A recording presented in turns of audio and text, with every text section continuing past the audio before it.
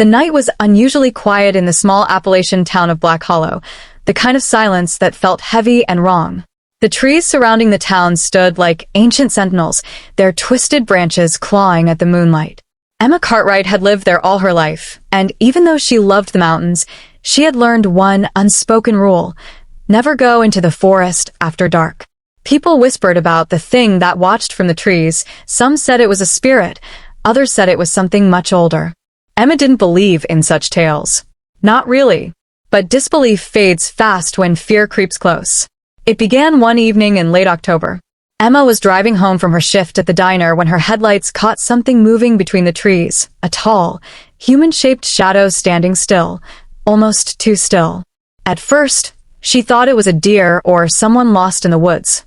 But as she slowed her car, the figure didn't move. It only turned its head slightly, as if to watch her. She felt the cold crawl up her spine. She pressed the gas and didn't look back. That night, she lay awake listening to the sounds outside her window. The crickets had gone silent. Only the faint rustling of leaves remained, rhythmic and deliberate, like footsteps circling her small cabin. She told herself it was just an animal. But then came the whisper, soft, slow, dragging her name through the air. Emma, she froze, heart pounding, breath shallow. When she finally gathered the courage to look, she saw nothing but the outline of trees against the dark sky. Still, she could feel it watching. Over the next few days, the feeling followed her.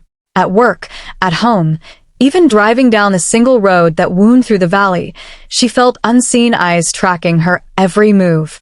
Her coworkers noticed how pale she looked, the way her hands trembled when she carried coffee to customers. "You all right, hon?" her friend Marcy asked one night. Emma forced a smile and said she was fine, but her voice cracked like brittle wood. That evening, Marcy offered to drive behind her, so she wouldn't have to go home alone. Emma declined. She regretted it before she even reached the first curve out of town. Halfway up the hill to her cabin, she saw it again, standing between two pines. Taller this time. Closer. The moonlight cut across its face, or what should have been a face, but there were no features, just darkness. Its body seemed to ripple, like smoke trying to hold a shape. She slammed her foot on the pedal, swerved into the driveway, and ran inside, locking the door behind her. She called Marcy, but the phone line crackled, then went dead. The power flickered. The woods outside were whispering again, hundreds of voices blending into a slow, humming chant. For 3 days, Emma didn't leave the cabin. She barely ate, barely slept. She hung blankets over the windows and lit candles even during the day. Every night, the sound came closer. Scratching. Breathing. Sometimes, she thought she saw hands, long and thin, pressing against the glass from outside. On the 4th night, she snapped. She grabbed her father's old rifle, wrapped herself in a jacket, and decided to face whatever was out there. She couldn't live in fear anymore. The forest was cold and damp, the kind of cold that seeps into your bones. Fog rolled between the trees like living mist. Her flashlight beam danced over the trunks, but every shadow seemed to move. "I know you're there," she shouted. Her voice echoed, swallowed by the woods. The reply came as a low rumble, a whisper that seemed to come from every direction at once. "We never left." Emma spun around.